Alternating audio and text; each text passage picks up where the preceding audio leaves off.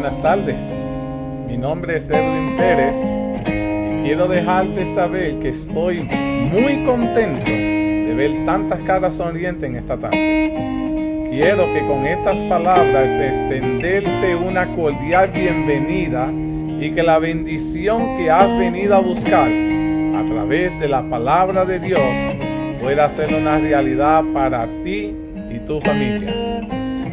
Si esta es la primera vez que te conectas, quiero ser el primero en extenderte una cálida bienvenida para ti y dejarte saber que es un placer tenerte en medio nuestro. Me gustaría que tomaras un tiempito, mi querido hermano, y nos dejes tu nombre, de dónde eres, si tienes una petición por la cual te gustaría que oráramos en esta tarde. Esa información nos ayudará a conocerte un poco mejor y saber cómo podemos servirte y orar por ti. Dicho estas palabras, quiero que en este preciso momento preparemos nuestros corazones para el próximo segmento. Que el Señor me los bendiga grandemente a cada uno de ustedes.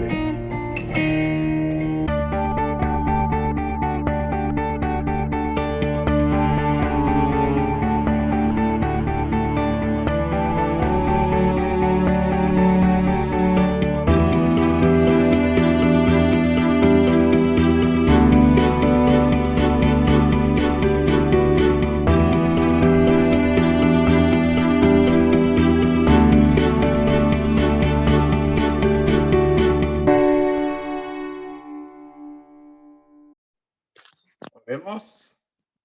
Querido Padre, alabado y glorificado sea tu bendito nombre. Estamos un grupo hermoso reunidos porque queremos escuchar tu palabra. Queremos ser instruidos por ti. Para poder serlo, Padre, tu presencia tiene que estar en medio nuestro. En este preciso momento queremos que tú seas nuestro invitado de honor. Que todo lo que nosotros hagamos y digamos pueda ser para la gloria y honra tuya. Queremos edificar a nuestra iglesia, pero para hacerlo tiene que ser edificada por ti. Ayúdanos a crecer cada sábado, cada día que abrimos tu palabra, crecer más como tú, a tu semejanza. Queremos estar listos, Padre. Tu segunda venida está a la vuelta de la esquina, pero tu pueblo aún no está listo. Hoy queremos comenzar más que nunca aferrándonos a tu palabra y que seas tú el que nos capacite y nos prepare para tu venida. Bendice a los que están por conectarse, Padre. Que no importa en el momento que se conecte, puedan ser bendecidos de la misma manera. Bendice a aquellos a los que esta transmisión le va a llegar, a los amigos y compañeros que nosotros las compartamos, que de igual manera puedan ser edificados. Todo esto te lo suplicamos, te lo agradecemos. En el maravilloso nombre de Jesús. Amén. La semana pasada estuvimos hablando sobre la tentación. Habíamos hablado de cómo el enemigo trató de tentar a Jesús con tentaciones en las cuales ya el enemigo había hecho caer al hombre, pero alabamos y glorificamos a Dios porque Dios fue victorioso en cada una de esas tentaciones. Y Dios nos ha dado las herramientas a ti y a mí para que podamos tener la misma victoria. Esa herramienta, mis queridos hermanos, se encuentra en la palabra de Dios. Tú y yo tenemos la victoria asegurada si nos aferramos, aún así dice Jehová. En esta tarde vamos a comenzar el capítulo 26 del libro La historia de la redención. Este capítulo lleva como título El ministerio de Cristo. Y toca varios puntos que son sumamente interesantes e importantes para nosotros hoy como pueblo adventista y pueblo cristiano que queremos acercarnos y asemejarnos más a Jesús. Y vamos a comenzar como comienza el capítulo. Voy a hacerle una pregunta y la pregunta es la siguiente. Después del enemigo haber fracasado en la tentación del desierto con Jesús, ahora el enemigo quería esperar hasta cuándo para volver a atacar a Jesús. ¿Y cómo pensaba hacerlo? Según el libro de la historia de la redención, hasta qué periodo el enemigo ahora estaba esperando para volver a atacar a Jesús. ¿Alguien se recuerda? Interesante ese punto. La sierva de Dios dice muy claro, dice, el enemigo había fracasado con sus más fieras tentaciones, pero estaba esperando el momento cuando Jesús se dedicara a su ministerio, en cuyo transcurso, en diferentes ocasiones durante el ministerio de Jesús, puso a prueba su astucia contra él. Todavía esperaba Satanás prevalecer sobre él, estimulando a los que no querían recibirlo para que lo aborrecieran y trataran de destruirlo. En el desierto, Satanás lo atacó con sus tres mayores tentaciones con las cuales Satanás tiene atrapado al mundo entero. Y Jesús venció. Pero dado a que Jesús lo derrotó, ahora Satanás quería esperar a que Jesús comenzara su ministerio y en su ministerio atacarlo con sus seguidores.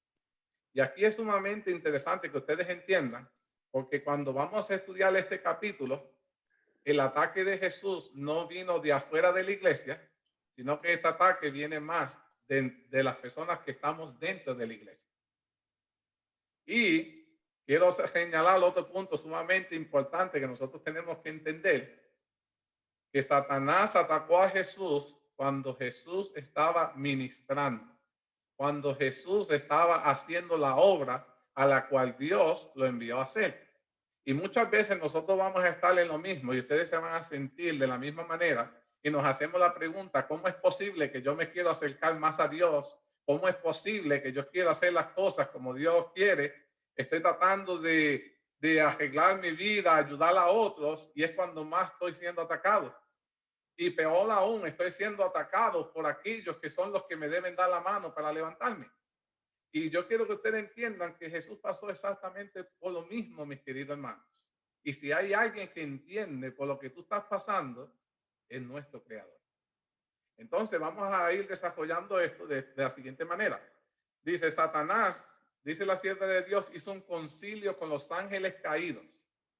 Y Elena G. de White dice que ellos planearon una estrategia para hacer caer al Hijo de Dios. Y esta fue la estrategia que planeó el enemigo. Dice, el adversario celebró un concilio con sus ángeles.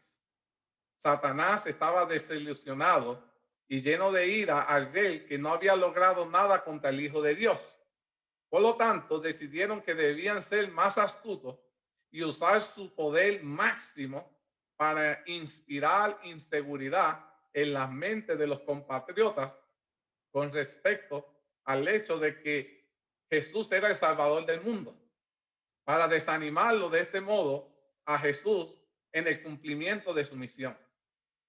No importa cuán exigentes fueran los judíos en el cumplimiento de sus ceremonias y sacrificios, si se los podía mantener ciegos al mensaje de las profecías y si se lograba hacerlos creer que el Mesías debía aparecer como un poderoso rey mundano, se les podía inducir a despreciar y rechazar a Jesús.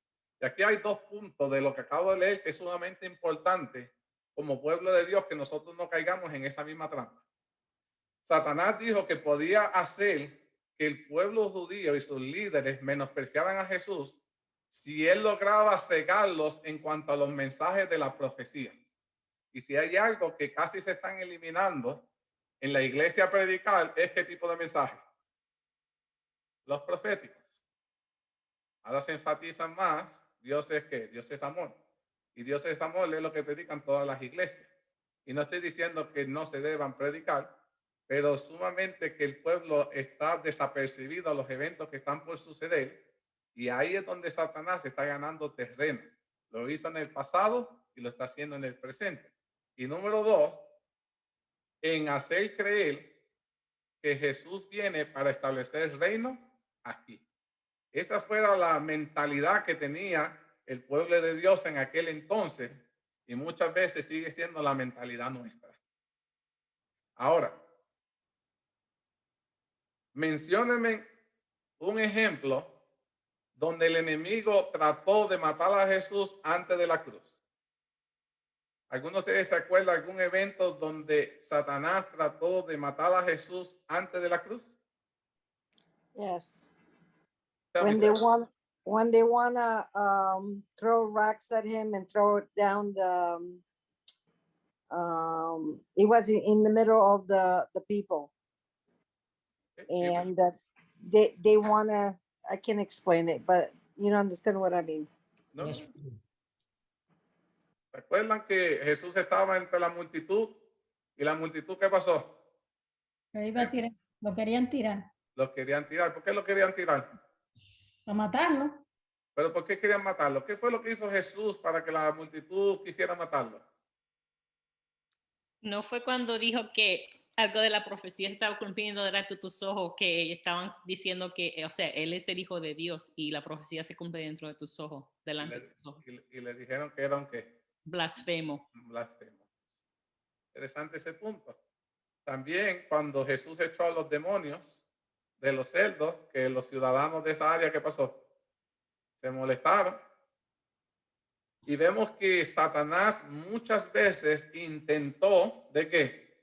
De matar a Jesús. Pero esta vez Satanás lo quería hacer utilizando ¿a quiénes? Al pueblo. Las multitudes. Al pueblo, a la multitud. Ujú.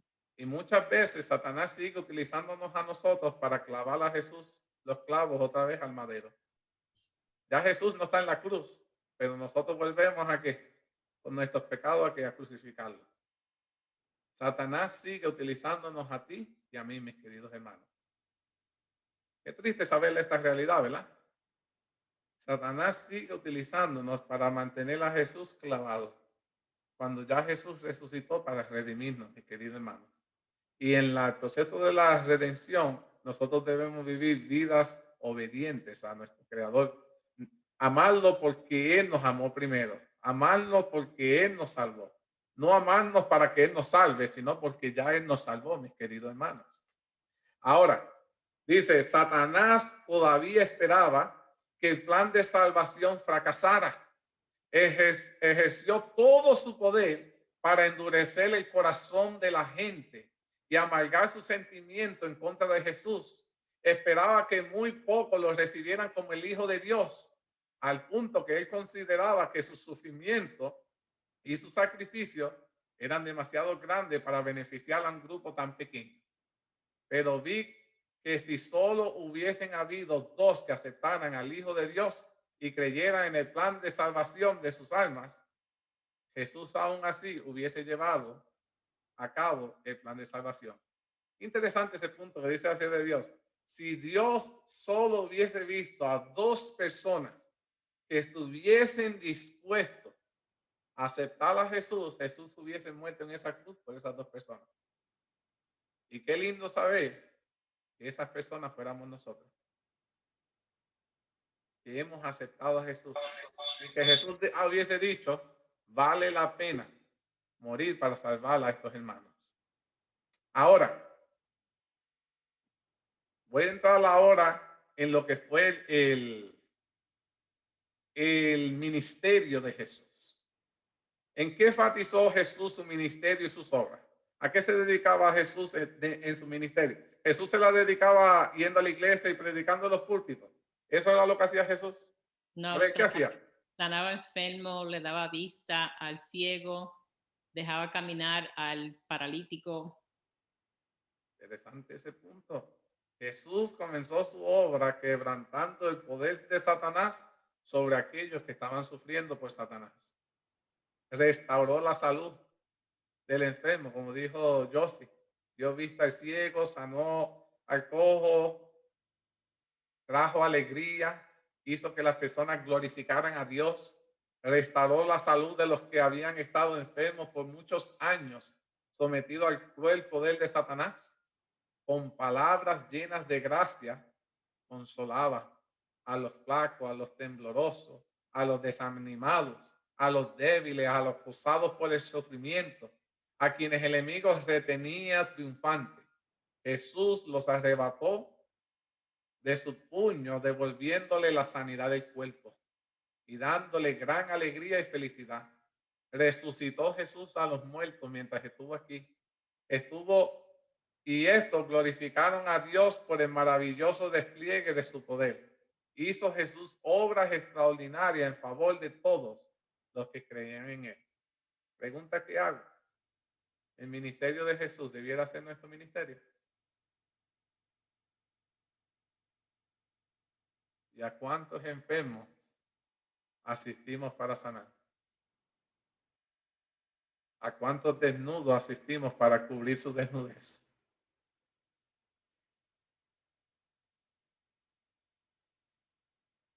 ¿A cuántos presos le damos esperanza de que aún en la cárcel hay un Dios que puede salvarlos y transformar sus vidas? Jesús iba a aquellos que estaban atrapados por el enemigo. Y hoy en día nosotros los miramos y solo decimos, están perdidos. Pero si la actitud de Jesús hubiese sido la nuestra, estuviéramos nosotros perdidos. Pero Jesús vio en cada uno de nosotros alguien en quien Él podía restaurar. Y esa debiera ser nuestra mirada cada vez que nos topamos con un hijo de Dios que está en necesidad, que el Señor sí puede restaurarlo. Tal vez yo no tengo todo lo que ese hermano necesita para ser restaurado, pero lo que tengo que pueda ayudarlo, tengo que darlo, mis queridos hermanos. Ahora, ¿cómo vivió Jesús que debiéramos vivir nosotros según el libro de la historia de la redención? La Sierva de Dios dice lo siguiente: la vida de Cristo estuvo llena de palabras y actos saturados de benevolencia, simpatía y amor. Nunca hubo palabra en Jesús para desconsolar a alguien, para hacerlo sentir mal, para hacerlo sentir inferior.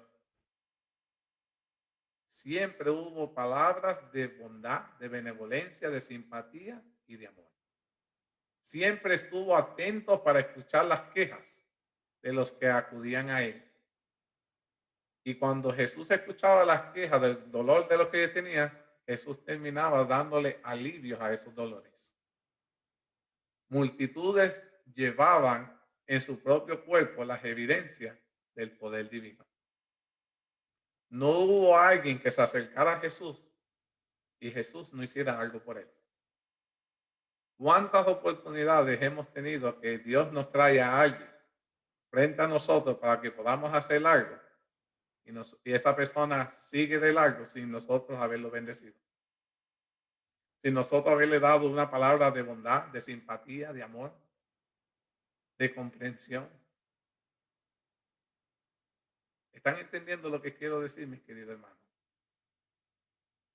Tenemos tantas oportunidades que Dios hace que la persona se tope frente a nosotros. Hasta podemos saber cuál es su necesidad. Y no hacemos absolutamente nada. Sea por temor a que me vaya a hacer daño, por la razón que sea. Pero Jesús a ninguno olvidó. A ninguno los dejó sin alivio. Todo el que se topó con Jesús recibió alivio. Y déjenme decirle que cada uno de nosotros hemos sido aliviados por el mismo Jesús. ¿Por qué no hacer lo mismo con otros? Dice, la sierva de Dios menciona que hubo un grupo que experimentó el poder de Jesús sobre ellos. Recibieron sanidad, sintieron el poder de Dios sobre ellos. Y ella habla bien claro sobre este grupo. Pero que dice que después que estuvieron contentos y sintieron que Dios los sanó, sabieron que fue Jesús, luego de eso se avergonzaron de él. Escuchen en esto: Jesús se manifiesta con poder en la vida de ellos, los sana, los restaura, y ahora ellos se avergüenzan de Jesús. Ahora yo quiero que ustedes me digan, ¿por qué ustedes creen que ellos se avergonzaron de Jesús? Si Jesús los sanó, los restauró, ¿qué ustedes piensan? Mira, era por su apariencia, lo más seguro, porque no era un hombre que estaba con mucho lujo, era humilde. O sea, no estaba con mucho show, como diríamos nosotros. Interesante ese punto, por la apariencia. Y muchas personas, nosotros tendemos a juzgarla por su portada, pero no por su contenido. Y Jesús era muy humilde, como tú dices. Y muchas veces, si Jesús hubiese estado hoy en medio de nosotros, ¿cuál sería nuestra actitud hacia Jesús?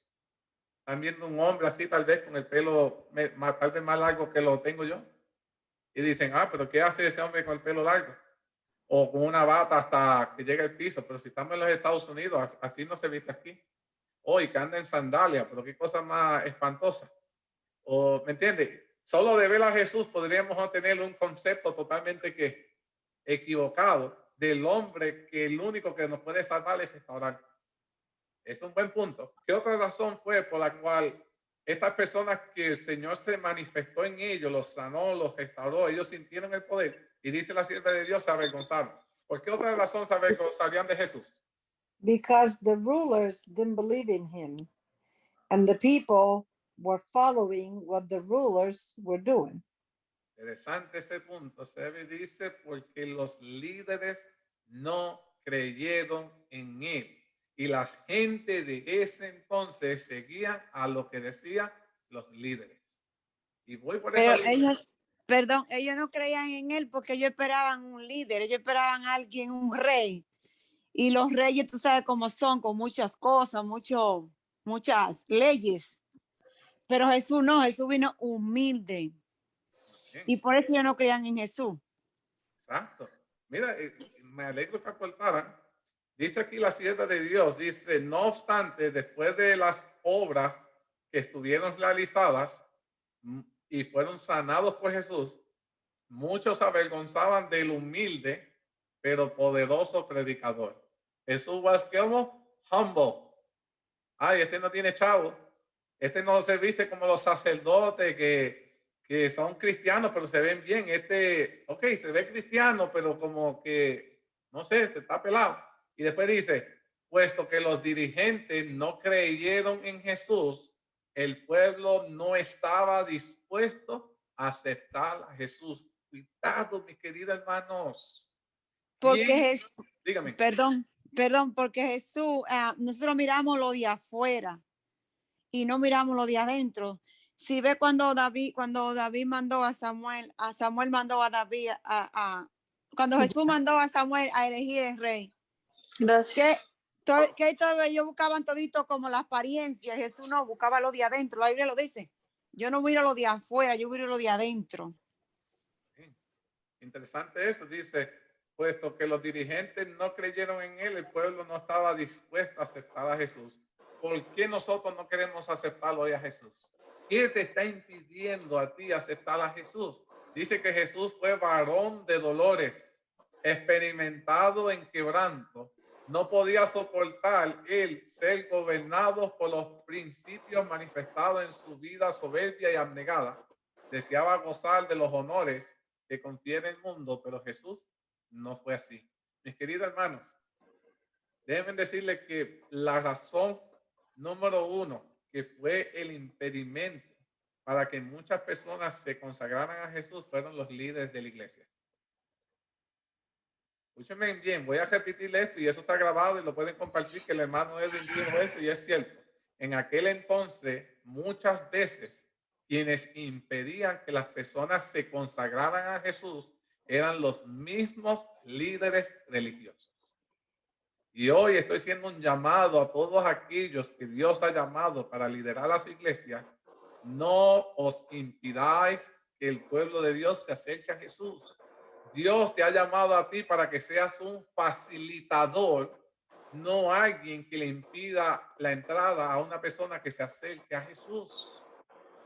Dios nos ha llamado a facilitar a otros, a acercarlos a Jesús. Y muchas veces nuestra forma de pensar, nuestra ideología, que se opone a lo que Dios ha establecido por preconceptos que tenemos, hacemos que las personas se alejen de Jesús y no acercarlas. Solo porque ellos juzgaron a Jesús por su apariencia. Porque Jesús no venía tal vez de una descendencia de ricos. ¿Y quién es este que la gente está siguiendo? Sintieron celo, sintieron envidia. Y muchas veces nuestros celos y nuestras envidias son la causa que obstruyen para que otros se acerquen a Jesús, mis queridos hermanos. Queremos que la gente solo nos sigan a nosotros. Que lo que diga el hermano Edwin es lo que va. No, mi querido hermano, es lo que diga Dios, mi querido hermano.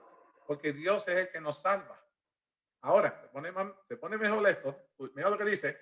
Dice, ¿cómo eran, según la sierva de Dios, las palabras de Jesús? Dice, muchos siguieron al Hijo de Dios y escucharon sus enseñanzas, regocijándose con las palabras tan llenas de gracias que surgían de sus labios. Esas palabras sumamente significativas eran tan claras que hasta el más simple las podía entender. Y aquí, voy a repetir esa parte. Las palabras de Jesús eran sumamente significativas, eran tan claras que hasta el más simple las podía entender. Cuando Jesús predicaba, yo no sé si ustedes han topado con gente que tienen un doctorado, una maestría o algo así. Entonces, cuando ellos quieren hablar, ellos quieren hacerle a las personas entender que tienen mucha educación, que saben mucho y utilizan unas palabras sumamente, vamos a ser tan profesional, pero con el público que están hablando, cuando escuchan esas palabras, ¿qué pasa? No entienden absolutamente qué, nada. Son personas que dicen muchas palabras, pero a su vez no dijeron qué. Nada, mi querido hermano. Y Jesús decía tan pocas palabras, pero cuando lo poco que Jesús decía impactaba y transformaba la vida de cada oyente. Hasta un niño podía escuchar a Jesús hablar y entenderlo. Y ese debe ser el mensaje adventista, mi querido hermano, que cuando nosotros le hablemos al pueblo, cuando una persona salga de la iglesia y diga, wow, el sermón estuvo bueno. Oh, sí, ¿y de qué hablaron? Oh, no me acuerdo. ¿Por qué no te acuerdas? Porque no llegó el mensaje. Pero cuando tú sales y dices, no, mira, el hermano dijo esto y que Jesús ha hecho esto, y entonces cobró significado, cobró sentido. Y hoy en día muchas personas entran a la iglesia y salen como vacías, porque tratamos de hacer un mensaje tan elocuente, estamos haciéndolo tan fuera de orden, que perdemos la esencia. La esencia es que Jesús quiere que todos entendamos el mensaje. El mensaje tiene que llegar a los corazones de cada oyente, mis queridos hermanos, para que pueda hablar en cada uno de ellos. Ahora dice, Satanás vio que el mensaje, el ministerio de Jesús estaba cobrando apogeo. La gente estaba siguiendo a Jesús. La gente quería ser sanadas por Jesús. La gente quería convertirse en los discípulos de Jesús. Entonces dice la sierva de Dios, ¿qué hizo Satanás y sus ángeles para que de una vez y por todas eliminara a Jesús del mapa? Y mira lo que ella escribió aquí. Dice, Satanás y sus ángeles cegaron los ojos y oscurecieron el entendimiento de los judíos. ¿Quiénes eran los judíos? ¿Quiénes eran los judíos? El pueblo de Dios. El pueblo de Dios, esa es la palabra que busco. Los judíos eran el pueblo de Dios. Debieron ser la luz, debieron ser el ejemplo para el mundo. Dios los liberó, Dios los escogió, Dios los separó para ser una nación santa de ellos. Y dice que Satanás y sus ángeles comenzaron a trabajar con los escogidos y cegaron los ojos y los oscurecieron. Y dice, e impulsaron a la gente más importantes y a los dirigentes para que tomaran la vida del Salvador. La incitación para que mataran a Jesús vino de los líderes, no del pueblo. ¿Escucharon eso? La incitación para que Jesús fuera crucificado nació del corazón de los líderes, mis queridos hermanos. Líderes que estaban siendo dirigidos por el diablo y no por Dios. Líderes que se dejaron de ser capacitados y dirigidos por Dios y ahora estaban siendo inducidos por el mismo diablo. Y qué triste esto, mis queridos hermanos, porque estos mismos líderes que estaban siendo incitados por el diablo todavía predicaban en la iglesia. Eso no es. Todavía hablaban del amor de Dios y todo, pero en su corazón estaban lejos de esa verdad. Y dice aquí, dice la sierva de Dios, otros fueron enviados para prender a Jesús. Son muchos líderes, mientras Jesús estaba haciendo su ministerio y estaba evangelizando y estaba sanando, muchos líderes seguían a Jesús de lejos, buscando cualquier excusa para qué, para arrestarlo, para acusarlo. Son muchos de esos líderes que aparentaban ser alguien bueno, estaban siguiendo a Jesús con intenciones erróneas, mis queridos hermanos. Y tú y yo tal vez podemos estar en la iglesia siguiendo a Jesús con intenciones erróneas. ¿Qué te está motivando a ti seguir a Jesús? ¿Es por amor o porque quiere que Jesús haga algo a cambio? Y una vez que lo haga, ya Jesús no existe. Vemos a líderes siguiendo a Jesús buscando una falla para hacerlo público y arrestarlo. Y mira lo que dice. Otros fueron enviados para prender a Jesús, pero cuando se acercaron a donde él estaba, fueron dominados por un gran asombro. Lo vieron lleno de simpatía. Vieron a Jesús lleno de compasión al verificar las desgracias del género humano. Escucharon a Jesús dirigir palabras de ánimo con amor y ternura al débil y al afligido. También ellos fueron testigos y oyeron reprender con voz autoritaria al mismo poder de Satanás y liberar a los cautivos. Dicen que estos líderes escucharon las expresiones llenas de sabiduría que procedían de los labios de Jesús y se sintieron cautivados. Y dice, esta fue la parte más bonita, no pudieron ponerle las manos encima. Mis queridos hermanos, cuando nosotros ministramos, como ministró Jesús, nadie podrá ponerte las manos encima. Alabado sea Dios. No va a haber causa probable en contra tuya. A Daniel quisieron buscarle algo, a ver si estaba robando y no consiguieron ¿qué? Absolutamente nada, mis queridos hermanos. Dice, regresaron sin Jesús ante los sacerdotes y los ancianos. ¿Cuál fue la razón por la cual los líderes se detuvieron de hacerle daño a Jesús? Aquellos que fueron supuestamente a buscar una razón y arrestarlo. ¿Cuál fue la razón? Ellos dicen, cuando se le preguntó, ¿por qué no nos habéis traído a Jesús? Lo hemos llevado a ustedes para que lo arresten. Y ellos dijeron, relataron lo que habían visto de sus milagros, de las santas palabras llenas de sabiduría, amor y entendimiento que habían escuchado, y terminaron esos líderes diciendo, nunca habló hombre alguno como este hombre. El mensaje que sale de la boca de este hombre, nunca habíamos escuchado algo semejante. No podemos hacerle daño a este hombre si todo lo que dice es la verdad. Es un mensaje que impacta, y aún ellos que fueron con la forma equivocada para arrestar a Jesús, las palabras de Jesús fueron transformando sus corazones. Interesante ese punto. Porque aún tú estando dentro de la iglesia por las razones equivocadas, si prestares oído a la palabra de Dios, la palabra de Dios transformará tu corazón. Es cierto que fuiste tal vez a buscar una novia o novio. Fuiste por la razón equivocada. O porque los sociales, las actividades de esta iglesia son divertidas. Fuiste por las razones equivocadas. Pero si prestares atención a la palabra de Dios, tu vida será transformada. Y entenderás el gran significado y el valor del mensaje de Dios que puede ser obrar en tu vida.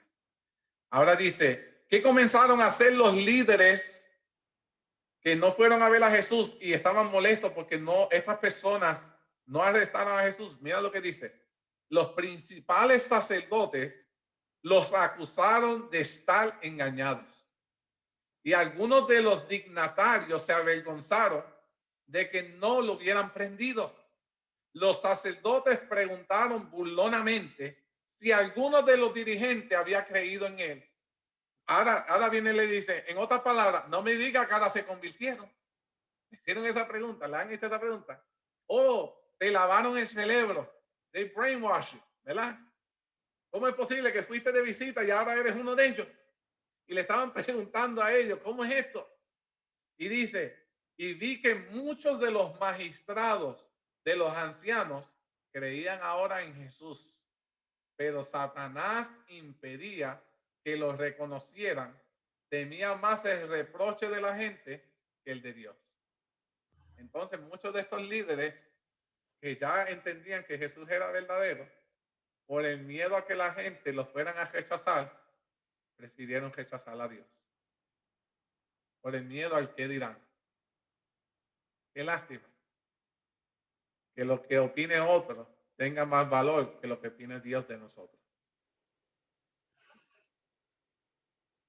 Ahora que Jesús estaba llegando a su tiempo de cumplir su misión como planeó, ahora el enemigo planeó algo para eliminarlo. Mira lo que dice la sierva de Dios.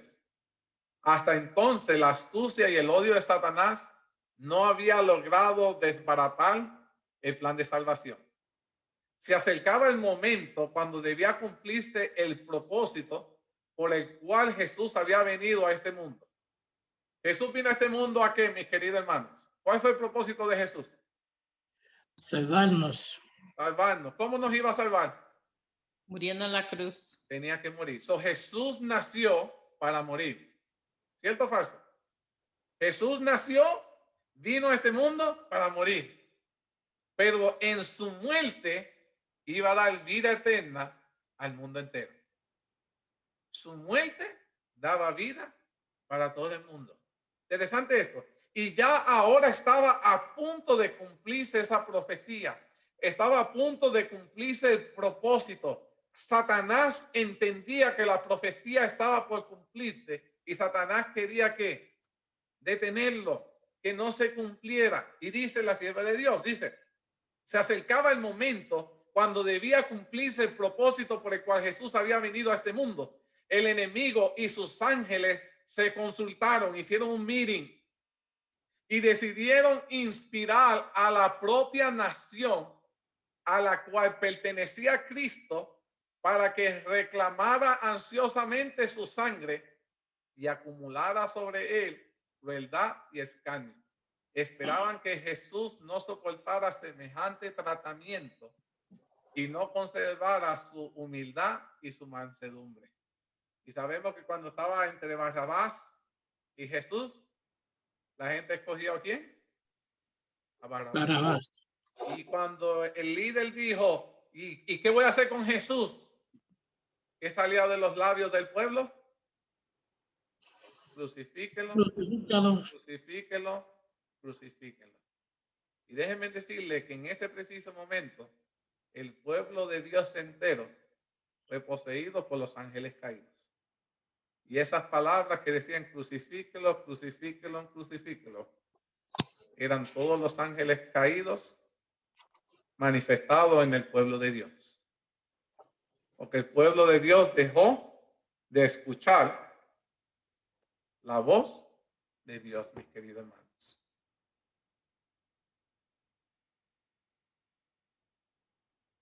Mientras Satanás trazaba sus planes, Jesús revelaba cuidadosamente a sus discípulos los sufrimientos por los cuales tendría que pasar.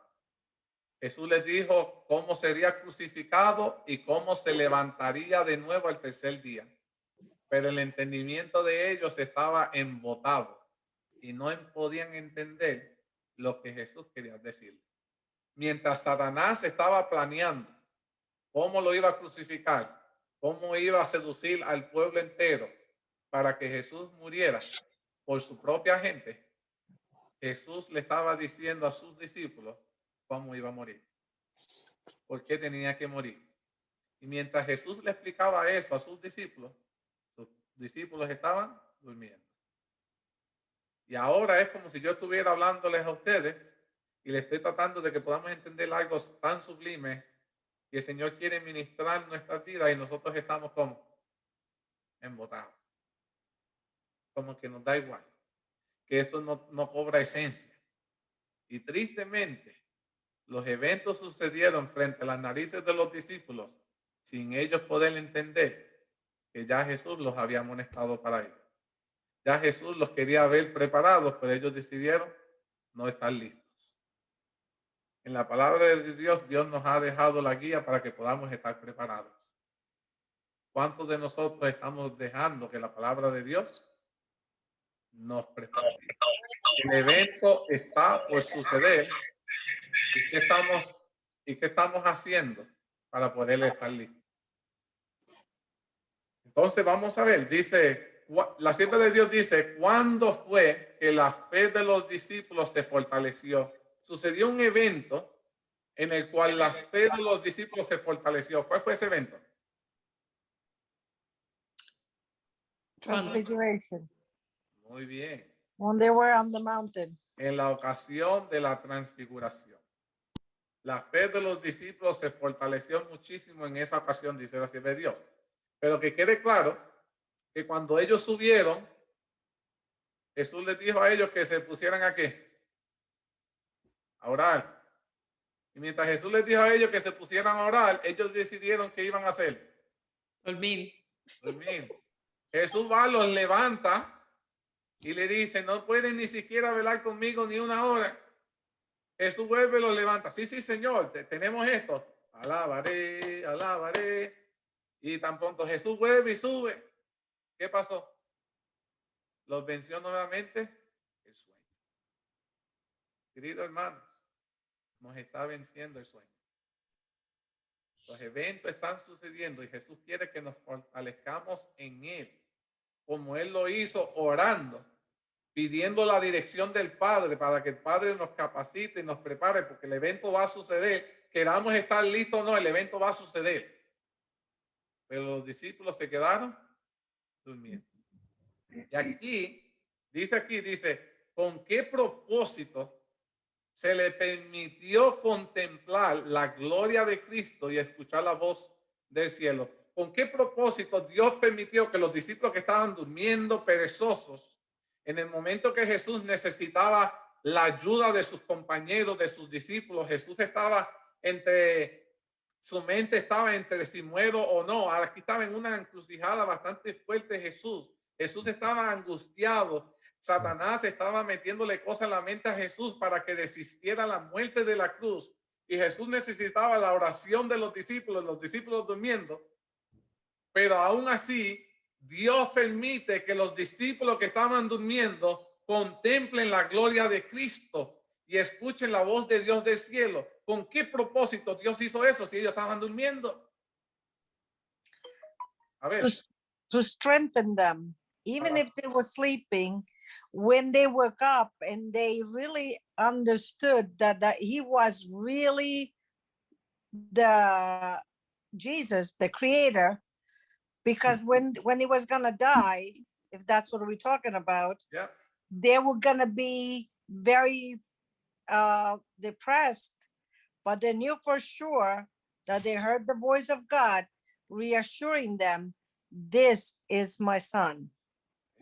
Usted dice que Dios estaba tratando de fortalecerlos a ellos porque sabían que ahora que Jesús iba a morir, ellos se iban a desesperar, iban a estar angustiosos, y Dios quería fortalecerlos para que ellos supieran que Dios mismo les dio la certeza de que este era su hijo. ¿Algún otro propósito que ustedes puedan pensar? ¿Por qué Dios permitió que estos discípulos que no estaban siendo fieles, estaban durmiendo prácticamente en su vida espiritual, no estaban siguiendo el mandato de Jesús de orar? Aún así Dios les permitió ver la gloria de Cristo y escuchar la voz de Dios. ¿Con qué propósito ustedes piensan? ¿Alguien más? ¿O no había ningún propósito? Solo Dios, fue pura casualidad que ellos escucharon la voz de Dios. ¿Qué ustedes piensan? ¿Nunca se han puesto a pensar en eso? Para que ellos también fueran testigos de lo ocurrido. Me gusta eso, para que fueran testigos. ¿Alguien más tiene alguna opinión en cuanto a esto?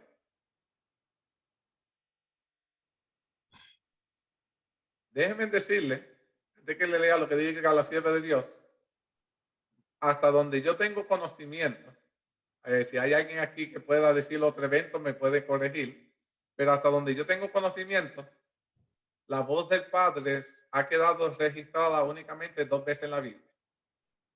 Siempre toda otra manifestación de Dios ha sido Jesús, pero esta que ha sido Dios el Padre ha sido registrada, donde tengo memoria, ha sido registrada 2 veces. Número 1 fue cuando Jesús se bautizó.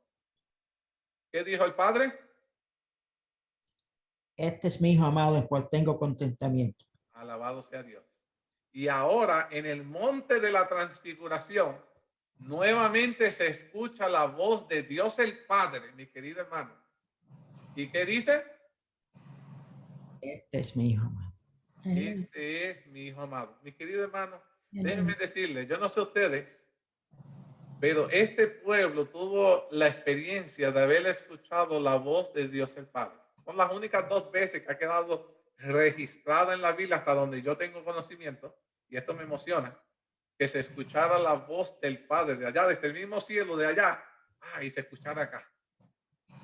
Y las 2 veces el Padre ha hablado para dejarle claro a la humanidad que Jesús es ¿quién? Hijo de él. Su hijo amado, su único hijo. Dios ha dejado claro, Dios ha querido dejar claro este mensaje que no puede ser puesto en duda de que Jesús es el Hijo de Dios. Ahora, mira lo que dice la sierva de Dios en cuanto por qué se le permitió a los discípulos escuchar la voz de Dios y contemplar su gloria. Dice, cuando se le permitió contemplar la gloria de Cristo y escuchar la voz del cielo que daba testimonio de su carácter divino, Dios decidió dar a los seguidores de Jesús, a sus discípulos, y esto fue el plan de Dios, mis queridos hermanos, una prueba contundente de que Jesús era el Mesías prometido, el ser que ellos anhelaban que llegara. Él lo es. Toda la profecía se cumplía en Jesús, y ahora Dios le estaba dando la certeza de que este era su hijo. Y dice, para que cuando vieran el amargo pesar de lo que iba a suceder después de ese evento, la desilusión de la crucifixión, no perdiera por completo su confianza, porque se iban a desanimar al verlo en la cruz. ¿Cómo es posible que siendo el Hijo de Dios, que tiene el poder infinito de todo el universo, pueda morir en una maderita? Y se iban a desilusionar, y Dios le estaba dando a ellos esperanza, mis queridos hermanos. La certeza, y muchas veces en nuestras vidas, ¿cuántas veces Dios nos ha dado la certeza de que Él está al control de nuestras vidas? Dios no tiene que darnos evidencia, pero lo hace por amor a nosotros para que creamos, mis queridos hermanos, para que nos aferremos a Él y confiemos. Y ahora dice, en el monte de la transfiguración, ¿a quién envió Dios y por qué envió Dios a esa persona? A ver. Estaba Moisés y estaba Elías presente. And why did God send them? ¿Y por qué Dios envió a Moisés y a Elías? Representaban 2 etapas en la humanidad. Representaba a Moisés, los que habían muerto y van a resucitar cuando venga la segunda venida, y Elías representa esos que no morirán e se irán transformados al cielo. Me gusta ese punto, Josie. Entonces, prácticamente, si Dios los envió, es porque ellos estaban con Dios, ¿verdad? Entonces, prácticamente podemos decir con este escrito que tanto Moisés como Elías están en el cielo. ¿Estamos todos de acuerdo con eso? Ahí el escrito. Entonces, sabemos ahora que representan a ellos, pero ¿por qué de entre todas las personas que Dios pudo haber escogido, enviarle ángeles, Dios solo escoge? Ustedes piensan que escogió a Moisés y Elías. De entre todos los ángeles que no ha habido caída, mira que Moisés pecó, eso no es. Moisés cometió tantos errores, y de entre todas las personas escogió a ellos, escogió hasta un pecador para enviárselo a Jesús? ¿Por qué ustedes piensan que Dios escogió a ellos y no a ángeles? A ver, Ellos ya habían pasado todas las vicisitudes y las pruebas que tenían que pasar en la tierra. me gusta eso. ¿Alguien más? Me gusta ese punto. ¿Ustedes piensan que otra razón por la cual Dios escogió a estos dos seres humanos que ahora están en el cielo en vez de Like- ángeles? Like everything else that the Lord does, he does it to make us understand. If he would send angels, they would not understand it. But since they saw the human, they were human like them, they could relate. So it's like, okay, you know, they were giving Jesus, like the other lady said, because they went through what he went through, but also because the apostles could relate to Elijah and Moses. Muchas gracias, Sebi. Y te voy a decir, nunca había escuchado ese punto y me gustó y lo voy a traducir. Sebi está diciendo que primero ella mencionó de que si hubiese enviado a los ángeles no podían entender por lo que Jesús estaba pasando, porque ellos nunca han pasado por algo similar, no podían asemejarse o podían tal vez consolar a Jesús de la manera porque no habían experimentado, no entendían lo que estaba sucediendo a la plenitud como lo entendemos nosotros los seres humanos. Número 2, escogió Dios en su infinita sabiduría a los hombres porque, como dijo también Eneida, que tanto Moisés como Elías habían pasado por lo que estaba pasando Jesús y podía consolarlo. Pero lo que me dijo Sebi que también me gustó fue que los discípulos se podían semejar más a Moisés y a Elías, que eran personajes que ellos conocían y que podían ellos asemejarse a ellos a que si Dios hubiese enviado a un ángel. Mira qué interesante esto. ¿Hay algún otro comentario? No quiero pasar a nadie por alto. Siéntense, si quieren hablar, hablen. Mira lo que dice. En el momento de la transfiguración, Dios envió a Moisés y a Elías para que hablaran con Jesús con respecto a su sufrimiento y su muerte. Tanto Elías como Moisés habían experimentado lo que es el dolor, el sufrimiento. Moisés estaba bastante relacionado con la muerte, él mismo murió. Y dice, en lugar de elegir a los ángeles para que conversaran con sus hijos, Dios envió a los que habían pasado por las vicisitudes de la tierra, por las mismas adversidades, por los mismos problemas que tú y yo pasamos. Envió a estos personajes, pero que ellos también se mantuvieron firmes y aunque cayeron, fueron levantados por Dios. Y mírate eso. ¿Qué representa Elías y qué representa Moisés? Me voy a limitar en cuanto a lo que estamos leyendo del libro de la serie de la historia de la redención.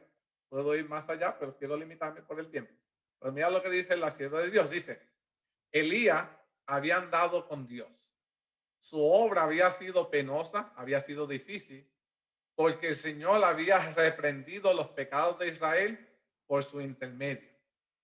Elías era un profeta de Dios, no obstante, se vio obligado a huir de lugar en lugar para salvar su vida. Sus propósitos connacionales lo perseguían como si fuera una bestia feroz para destruirlo. Pero Dios trasladó a Elías, los ángeles lo llevaron en gloria y en triunfo hasta el cielo. Moisés fue más grande que todo otro hombre que haya vivido antes que él. Fue grandemente honrado por Dios. Y Moisés tuvo el privilegio de hablar con el Señor cara a cara, como alguien como habla con su amigo. A Moisés se le permitió ver la luz resplandeciente y la excelente gloria que rodea al Padre. El Señor libró por medio de Moisés a los hijos de Israel de la esclavitud egipcia. Fue intermediario entre Dios y su pueblo y a menudo Moisés se interpuso a la ira de Dios. Cuando el enojo del Señor se encendió grandemente contra Israel por su incredulidad, sus murmuraciones y sus graves pecados, el amor de Moisés por ellos fue sometido a prueba. Dios le propuso destruirlos a Moisés y hacer de él una poderosa nación. Dios dice, ok, yo mato al pueblo de Israel y a ti te voy a traer a otro pueblo para que tú dirijas. Pero Moisés manifestó su amor por Israel al suplicar fervorosamente en su favor. Y en su angustia, Moisés oró a Dios para que desviara su fiero enojo y perdonara a Israel o eliminara su nombre del libro de la vida.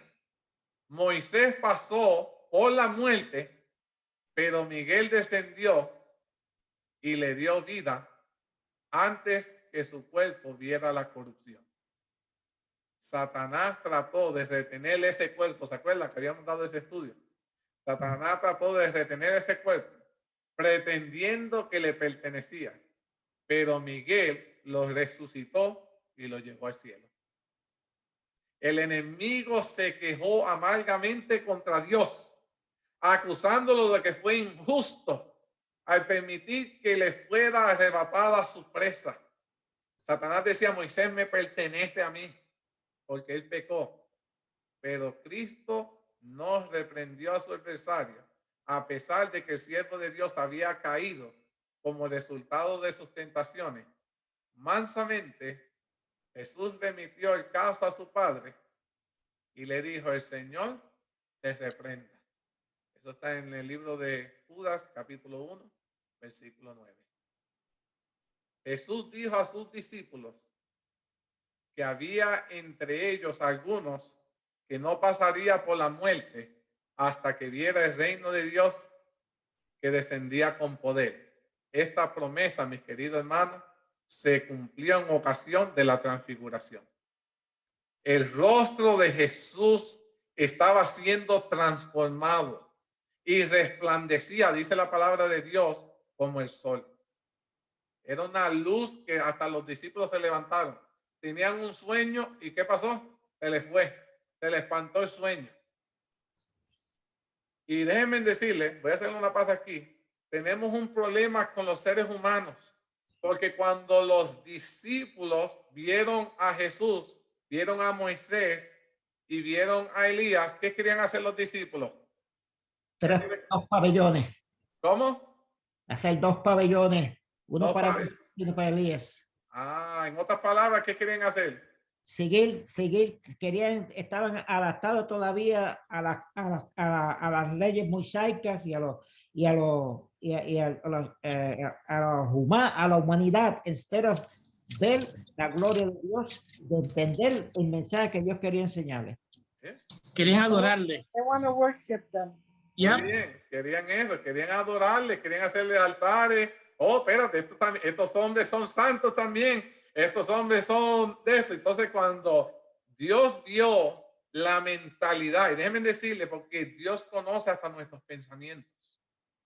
Y al ver Dios que ahora ellos estaban malinterpretando el evento por la cual Dios había enviado a Elías y a Moisés, nuevamente, ahí es que sale nuevamente la segunda evento donde sale la voz del mismo Dios y dice, este es mi hijo amado, y el rayo de luz que era más poderoso cayó sobre quién?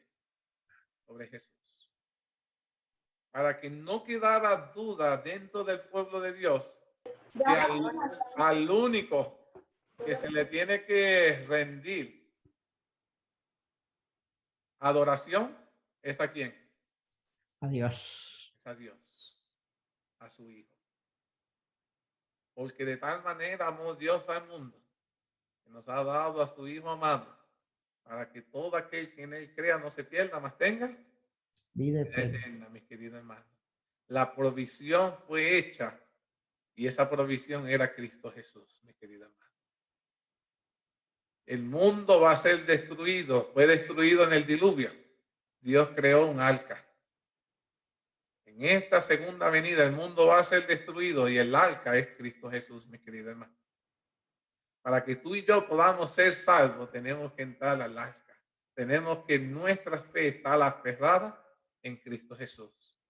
Pero vemos que los discípulos querían desviarse de eso y Dios nuevamente le dice a sus discípulos que su mirada tiene que estar puesta únicamente en el Hijo. La mirada tiene que estar puesta únicamente ¿en quién? En el Hijo.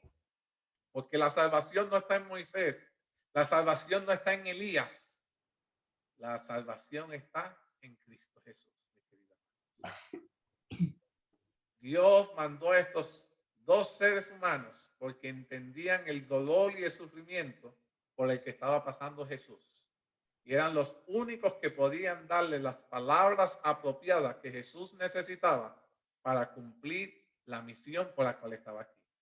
Mis queridos hermanos, van a haber momentos en que tú y yo sentimos que queremos darnos por vencidos. Van a haber a veces hermanos de la iglesia que nos van a irritar y nos da ganas de salirnos de la iglesia.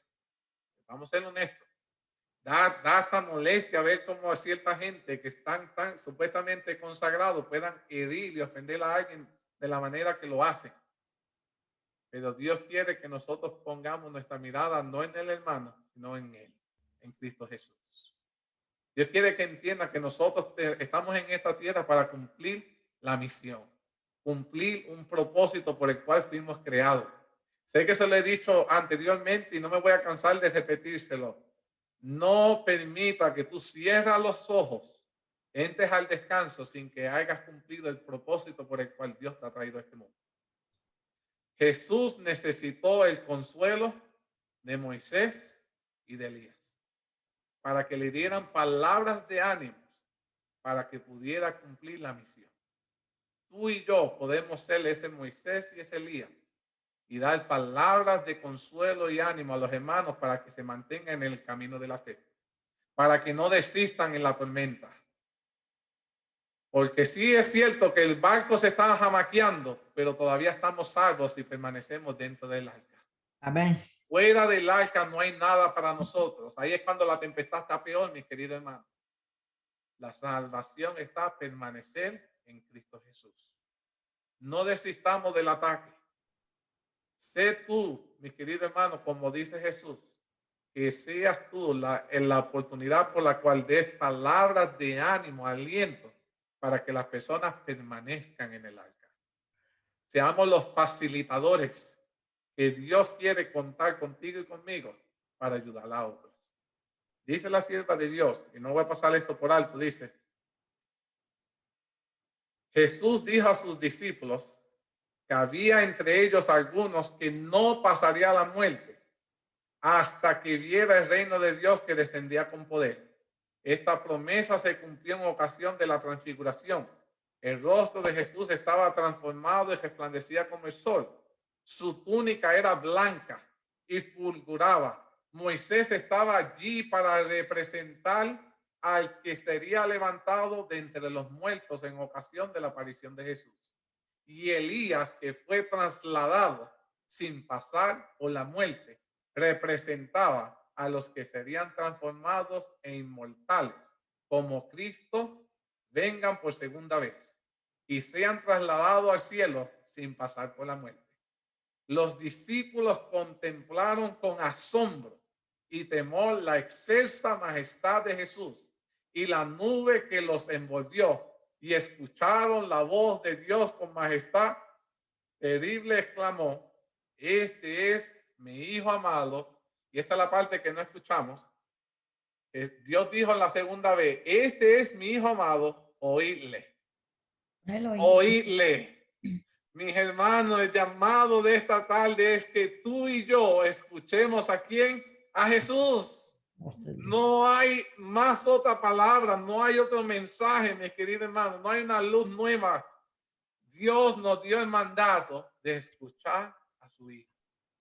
Las palabras que transforman la vida de cada uno de nosotros, que nos da esperanza, es escuchar a Jesús. Este es mi Hijo amado, oídle.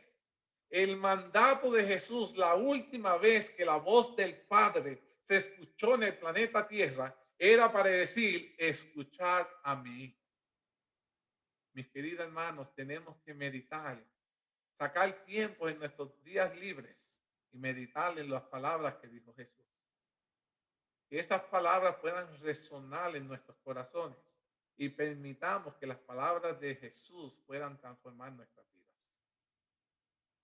Me gustaría contarle algo, pero antes de contarle eso, quisiera saber si hay alguien que tiene alguna pregunta, algún comentario en cuanto a lo que hemos mencionado. Hermano Mateo.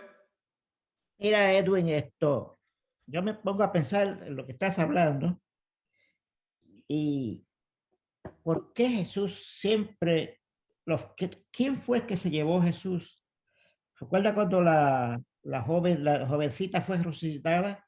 ¿Quién estaba con él? Era Pedro, Santiago y Juan. Y ahora fueron Pedro, Santiago y Juan. Jesús andaba con este grupo siempre. Y ellos podían tener un conocimiento más cuando vieron a Moisés y a Enoch hacer a Elías del conocimiento de Dios. Pero contigo con eso, nosotros los seres humanos, como tú dices, a veces que no escuchamos la voz de Dios. Pero allí era que ellos tenían que mostrar que en vez de decir vamos a hacer vamos a hacer 3 pabellones, decir gloria a Dios. Por eso Dios se tuvo que manifestar y decirle no a Moisés, no a Elías, oír a Jesús, a él oír. Amén. Amén. Queridos hermanos, es como dice el hermano Mateo, ¿a quién vamos a escuchar? El Padre nos ha dicho prestar oído a mi Hijo. Él ha sido la provisión mía para salvarlas a ustedes.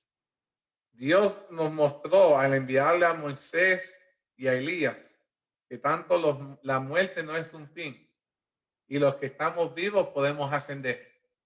Cuando Jesús venga, tanto los que estamos vivos, creyendo, manteniéndolo firmes, vamos a ser transformados y ascender. Y los muertos serán resucitados, serán transformados y podrán ascender.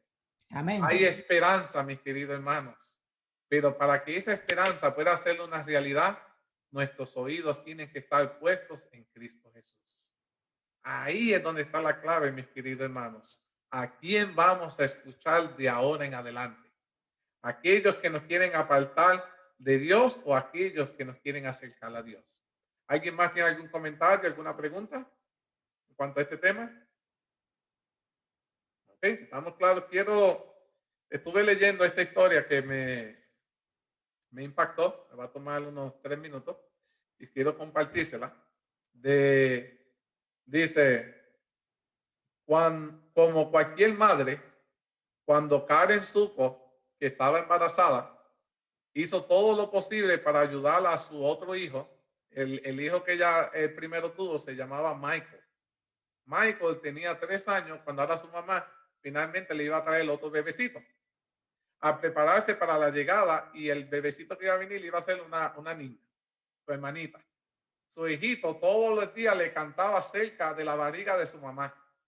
Por eso Michael ya amaba a su hermanita antes de nacer. El hermanito le cantaba todos los días. El embarazo se desarrolló normalmente. Finalmente llegaron las contracciones, pero el trabajo de parto de Karen demoró muchas horas. Su hijita nació, pero con ciertas dificultades. Con la sirena en el volumen máximo, la ambulancia llevó a la recién nacida a la unidad de terapia intensiva. Los días pasaron y la bebé estaba empeorando su salud. El médico le dijo a sus padres, prepárense para lo peor. Hay pocas esperanzas para que esta niña pueda sobrevivir. La alegría y la luz del nacimiento parecía esfumarse frente a las expectativas de tristeza y oscuridad del funeral. Mientras tanto, Michael les pedía a sus padres todos los días, quiero que me lleven a conocer a mi hermanita. Quiero cantarle, decía. La segunda semana comenzó y esperaba que la bebé no sobreviviera hasta el final. El niño le decía semana tras semana, quiero que me lleven a conocer a mi hermanita, quiero cantarle como lo hacía todos los días. Y ya el doctor le decía que no duraba más de la tercera semana. Al final de la tercera semana esperaban que la niña iba a fallecer. Michael continuaba insistiendo en que quería cantarle a su hermanita, pero no se permitían que los niños entraran al área de intensivo.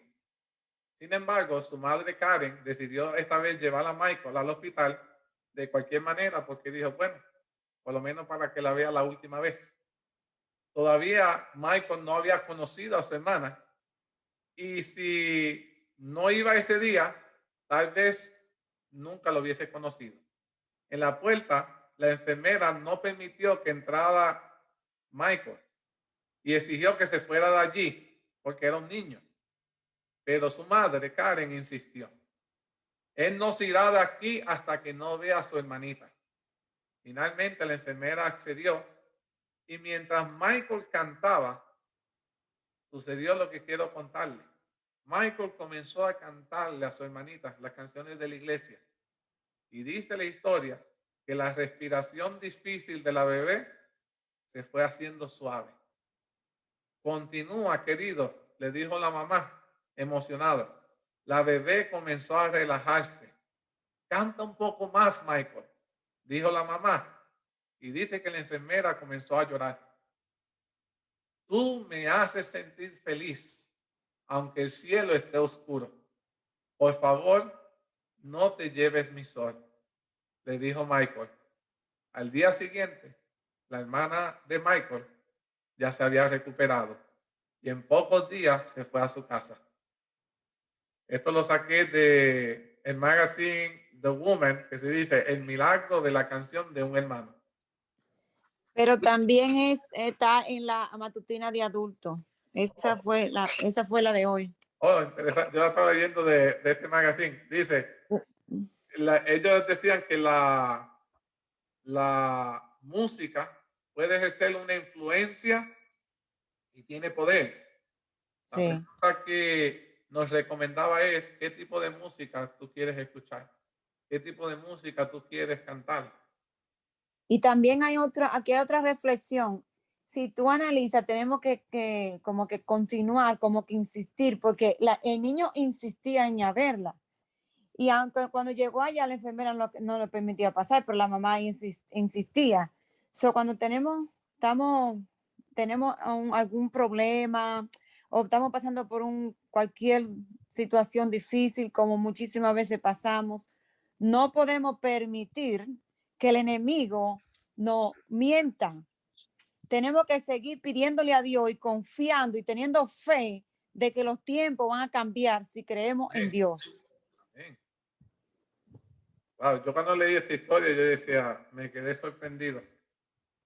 Ya, Porque yo un también. niño de 3 años tuvo más fe que nosotros los adultos. Y Sí. nosotros tenemos que, y ahí fue que pude entender cuando Dios dice que tenemos que ser como niños. Niño confía en su papá, que aunque se tire, su papá lo va a cachar. Y nuestra fe tiene que estar así como la de un niño, que no dudemos para nada en que Dios puede obrar en nuestras vidas. Mis hermanos, Amén. soy muy agradecido por cada uno de ustedes haberse conectados. Voy a tener una palabra de oración y quiero invitarlo porque la semana que viene vamos a hablar sobre la traición que pasó Cristo Jesús. Y pienso que este capítulo nos vamos a ver cada uno de nosotros representados en este capítulo, porque en algún momento dado nos hemos sentido cada uno de nosotros traicionados. Y cuán peor es cuando hemos sido traicionados por alguien que le hemos depositado toda nuestra confianza, alguien cercano, alguien que debió habernos amado, protegido y hemos sido traicionados. Y vamos a tocar todos los aspectos dados a llegar a la traición que recibió Cristo. Y vamos a ver cómo podemos aprender nosotros los hijos de Dios. Porque muchos decimos, wow, ¿verdad que Judas fue lo peor, fue un traicionero? Pero ¿cuántos de nosotros estamos traicionando a Cristo hoy en día con nuestra forma de vivir, con nuestra forma de actuar?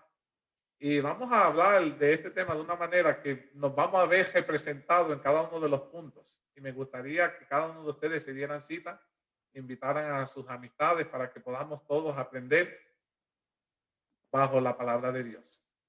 Vamos a, donde estamos ahí, vamos a inclinarnos, vamos a orar.